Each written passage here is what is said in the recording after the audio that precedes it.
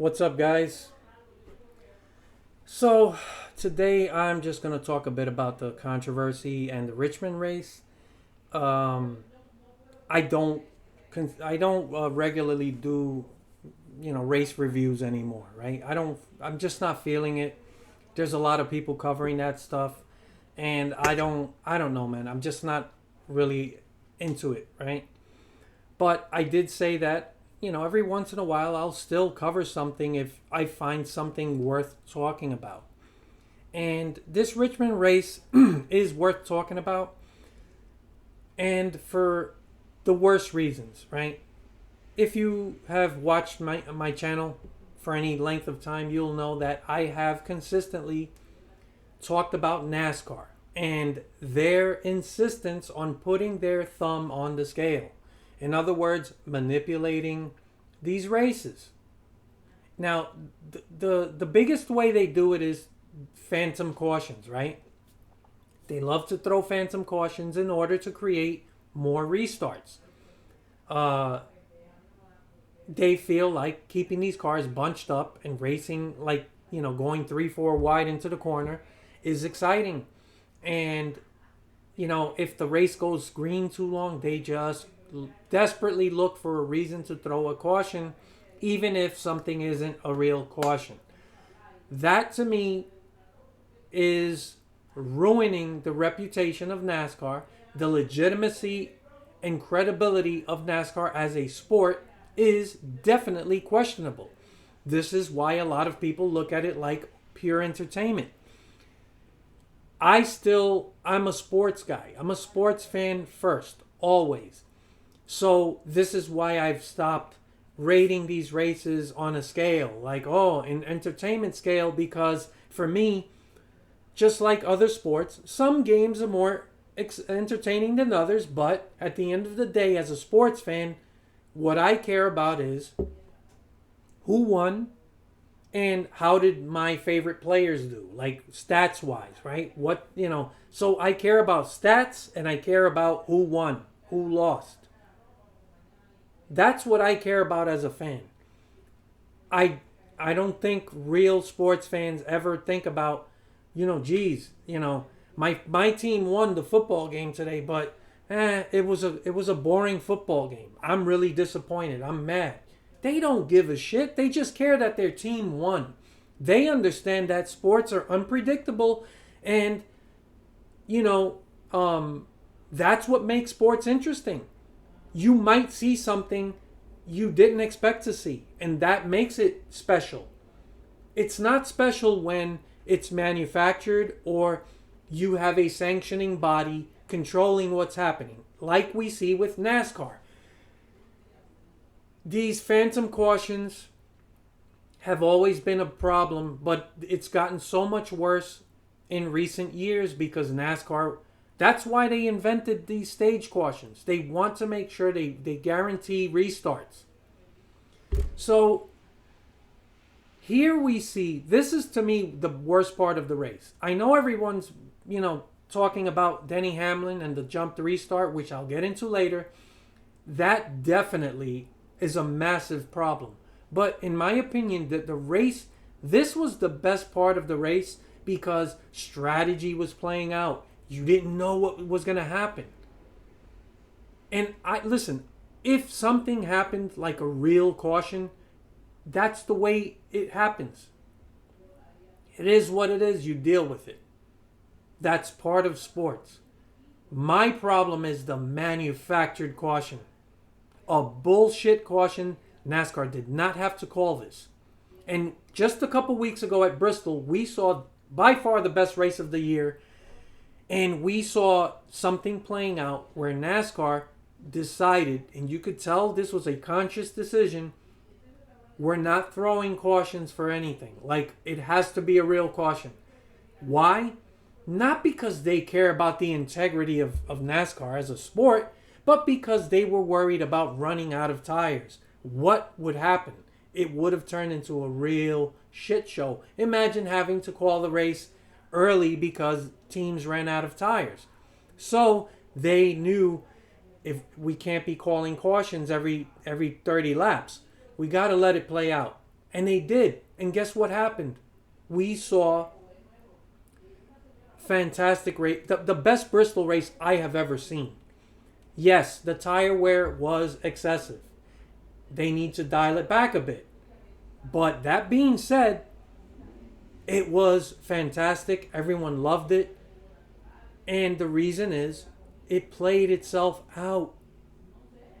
And we saw cars that were barely able to hold on because they were down to the cords, getting fucking blown by guys on fresh tires.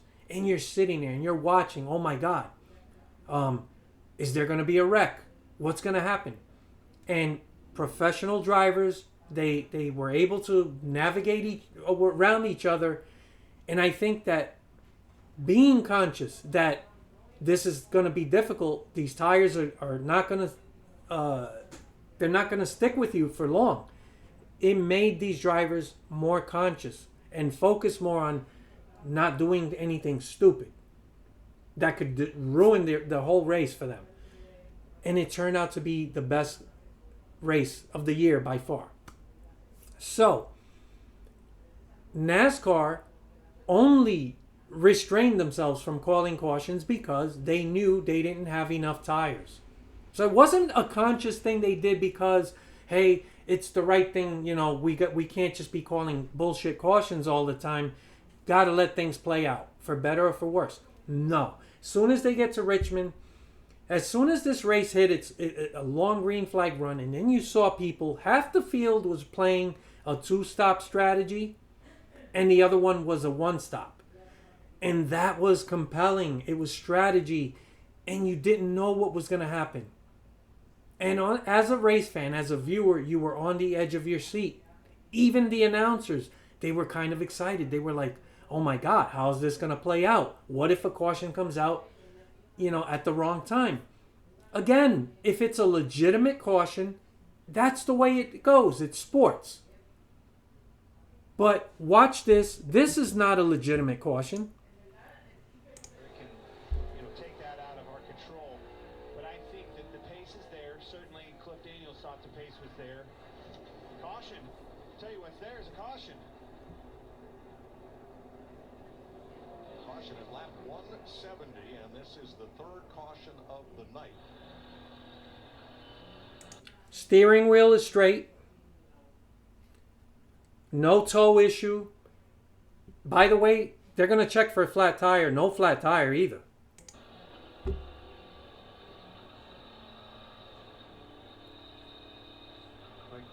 I want you to notice something. Off the wall. We're waiting on word from Nascar, but that may be the reason for the caution.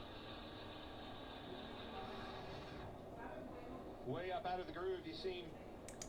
I want you to notice how quick the yellow light comes on. And by the way, keep in mind, this is in slow motion, not real time. When you watch it in real time, it was instant because the officials were looking desperately around the track.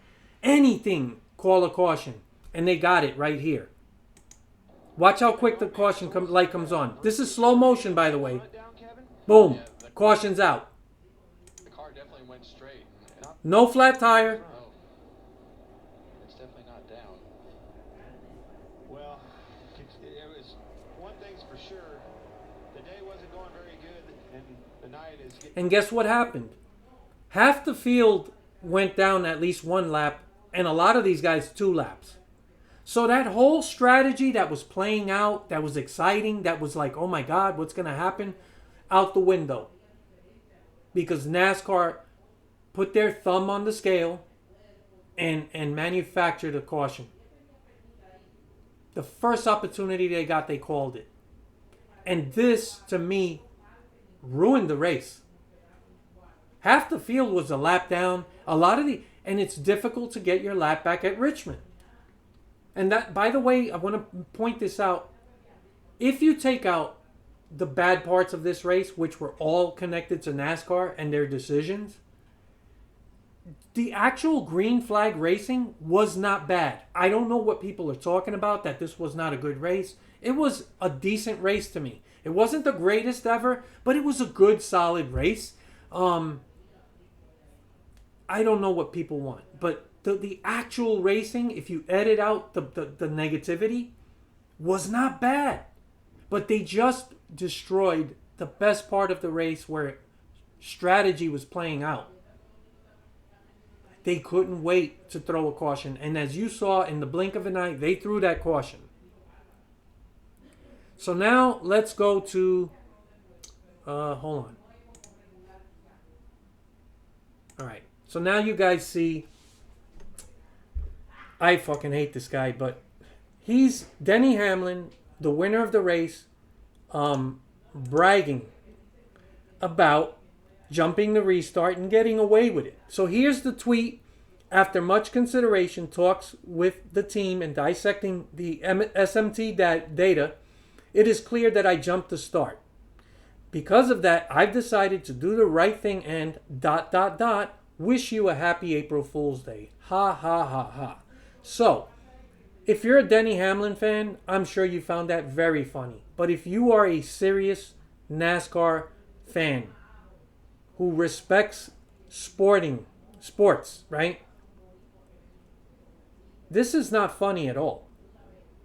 So let's watch what everybody knows by now. He jumped a restart.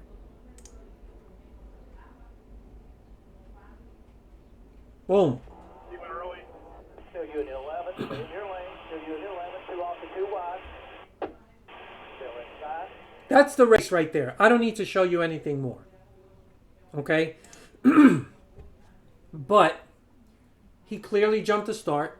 The announcers, in no time, they said NASCAR's not looking at it. Real time, they said NASCAR's not looking at it. They didn't, they're not. It's too close. It's not worth their effort. The most important part of the race, they're looking the other way. And then not long after that, then they were like, oh, they kind of checked it. It's close. But they didn't find anything egregious. And now you have one of these NASCAR officiating, overlords coming out, a spokesman for NASCAR saying, yeah, we did look at it. We didn't find anything. It was too close. Yeah, he did kind of jump it, but it's just too close. So they don't know how to respond to this because they shit all over themselves. And people are upset, rightfully so. Because looking the other way is just as bad as calling a bullshit caution. They are putting their thumb on the scale and manufacturing moments of the race that affect the whole race. This affected a lot of people, the phantom caution.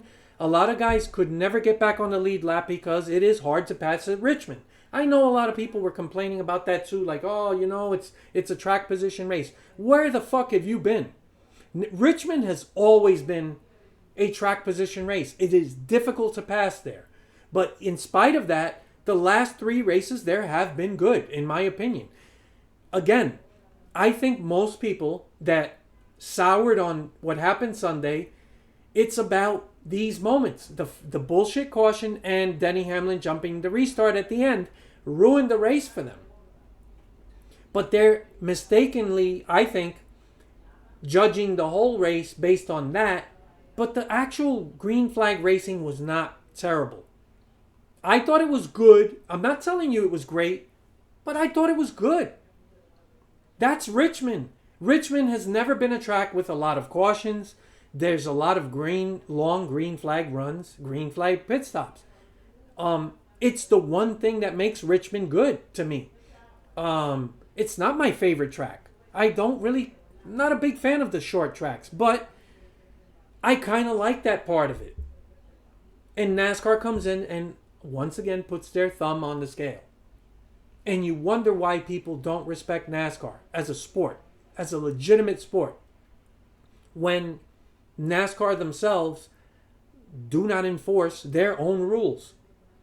There's rules for a reason. And they just choose to look the other way. The fact that Denny Hamlin can post this and laugh about it is a message to everyone to say, yeah, I did jump the start. Too bad. NASCAR's not going to do shit about it. It is what it is. Suck on that. So there you go.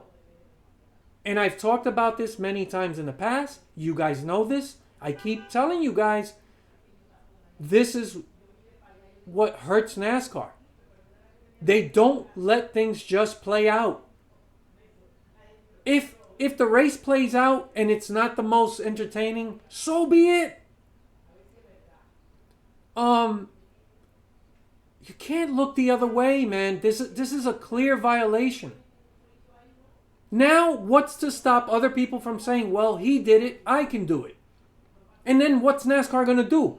How far are they going to let this go? And then not call it? You know they're going to call it on somebody. And then what are they going to say? Well, this time it was more clear. They're so full of shit. It's embarrassing what they're doing. And it's all because they want to keep their thumb on the scale.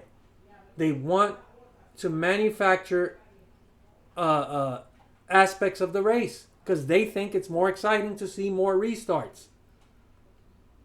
So they call these bullshit cautions, not keeping in mind that they had the most compelling part of the race was that long green flag run during stage 2 where people were on 2 completely different strategies. And watching that play out, that's what fucking sports is about. Those are my thoughts. I look forward to your comments. If anyone at NASCAR is watching, go fuck yourself. You should be embarrassed. This is a joke. You cannot pick and choose when to enforce your own rules. I look forward to your comments later.